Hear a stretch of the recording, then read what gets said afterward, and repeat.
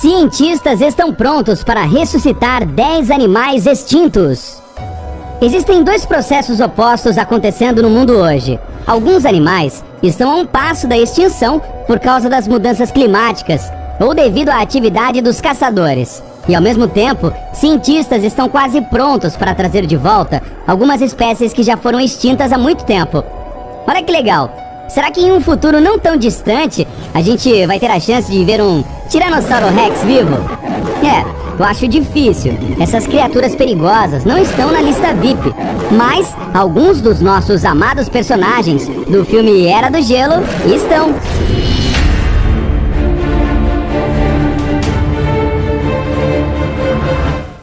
O termo clonagem, os cientistas preferem dizer que estão fazendo uma desextinção.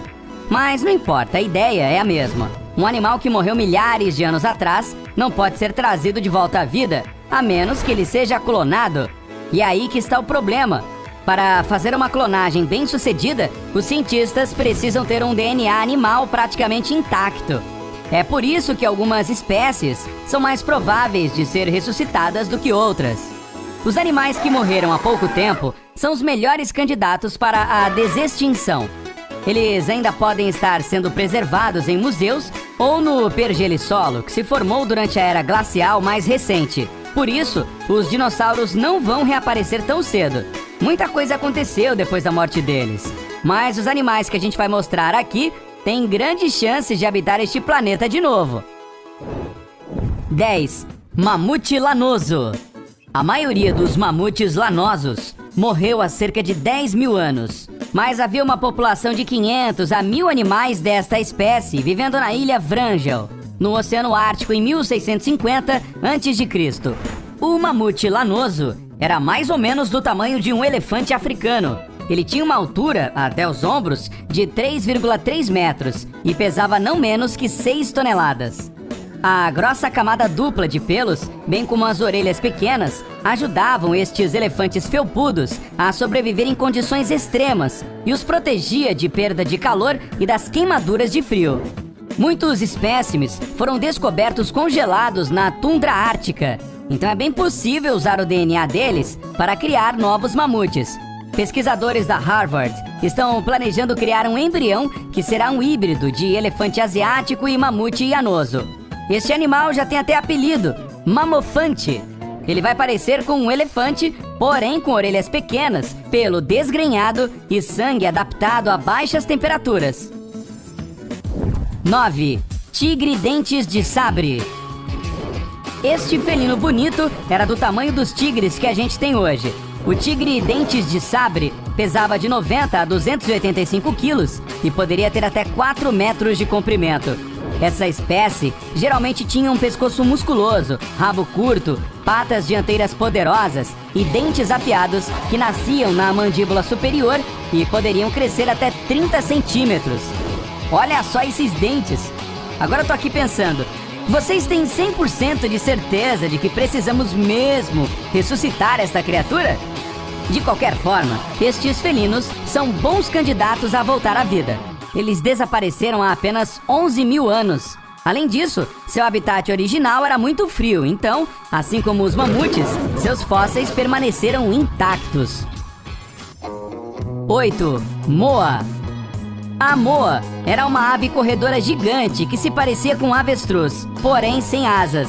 Nós conhecemos cerca de 10 membros da família das moas. Algumas eram do tamanho de um peru, enquanto outras podiam alcançar uma altura de 3 metros, o que faz dela a maior ave que já habitou o nosso planeta. As moas foram intensamente caçadas apenas 600 anos atrás, e foi exatamente isso que deu fim à história delas. Porém, por terem tão pouco tempo de extinção, restos de seus ovos e penas ainda podem ser encontrados até hoje. Na verdade, o DNA da moa já foi extraído de cascas de ovos. 7. Preguiça gigante. Dá só uma olhada no esqueleto desta criatura gigante. Você pode até pensar que é algum tipo de urso gigante, mas na verdade é só uma preguiça.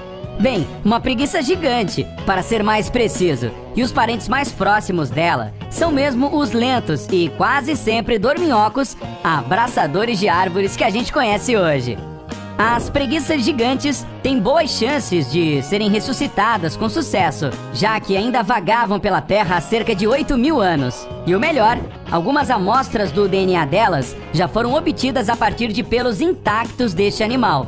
Por outro lado, pode ser um pouco difícil encontrar uma barriga de aluguel para clonar o filhote deste bicho preguiça. Afinal, o parente mais próximo da preguiça gigante é muito pequeno para carregar uma criatura do tamanho de um urso. Para resolver este impasse, os cientistas estão pensando na possibilidade de usar um útero artificial. 6. Dodô. Garoto propaganda da extinção animal, esta ave que não voa entrou em extinção 80 anos depois de ter sido descoberta. O único habitat dela eram as Ilhas Maurício, no Oceano Índico, onde o dodô viveu pacificamente por sabe-se lá quanto tempo, até que os holandeses aparecessem na década de 1590. Infelizmente, por nunca terem visto um humano antes, eles não tinham medo das pessoas, então era bem fácil capturar estas criaturas. Estes pássaros desajeitados eram bem grandes, com pouco mais de 90 centímetros de altura e até 17,5 kg de peso. Todos estes fatores juntos fizeram desta ave uma presa fácil para os humanos. Contudo, o dodô pode se tornar desextinto muito em breve. Os cientistas só precisam coletar mais amostras de DNA e implantá-las dentro dos ovos do parente mais próximo do dodô, o pombo. 5. Rinoceronte lanudo. Além do mamute lanudo, existe mais uma criatura felpuda que os cientistas querem trazer de volta: o rinoceronte lanudo. Este animal ainda vivia na neve ártica há pouco tempo, cerca de 10.000 anos atrás. Este rinoceronte peludo é bem famoso também. Ele geralmente aparece em pinturas rupestres, como na caverna francesa Chauveau-Pont d'Arc. O rinoceronte lanoso tem as mesmas chances que o mamute de ser ressuscitado. O Pergelissolo fez um ótimo trabalho, preservando uma quantidade considerável de espécimes. 4. Alce gigante. O alce gigante, também chamado de alce irlandês, foi mais um dos animais que não conseguiram sobreviver à era glacial. Esta criatura morreu há cerca de 12.000 anos. Mas os pesquisadores descobriram fósseis do alce gigante na Sibéria, que tinham apenas de 7.000 a 8.000 anos de idade. E se você pensava que os alces eram grandes, olhe só para esse cara. Ele tinha 2 metros de altura até o ombro, e seus chifres poderiam ter mais de 3 metros. O alce gigante vivia no norte e seus restos preservados já foram encontrados no Pergelissolo derretido. Se conseguirem trazer este cara de volta, será algo digno de se ver. 3. Golfinho lacustre chinês. Esta pobre criatura foi extinta em 2006, o que o tornou o primeiro cetáceo, que é o grupo das baleias, golfinhos e botos, a morrer diretamente por causa do impacto negativo da atividade humana. É óbvio que agora, desde que a extinção dele é bem recente, já existem inúmeras amostras de DNA que tornam a ressurreição dele muito mais possível. Infelizmente, há uma pergunta que não quer calar. Será que o golfinho lacustre chinês terá onde morar quando se tornar desextinto? Seu habitat, o rio Yangtze, está extremamente poluído. 2. Unicórnio siberiano. Não deixe sua imaginação ir muito longe. Este animal estava mais para um rinoceronte do que para um cavalo gracioso. Primeiro, os cientistas acreditavam que esta criatura tinha morrido 350.000 anos atrás.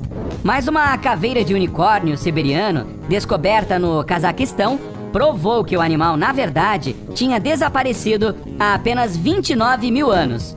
Uma notícia boa para quem sempre sonhou em ver um unicórnio algum dia. Quer dizer, tecnicamente ele é um unicórnio.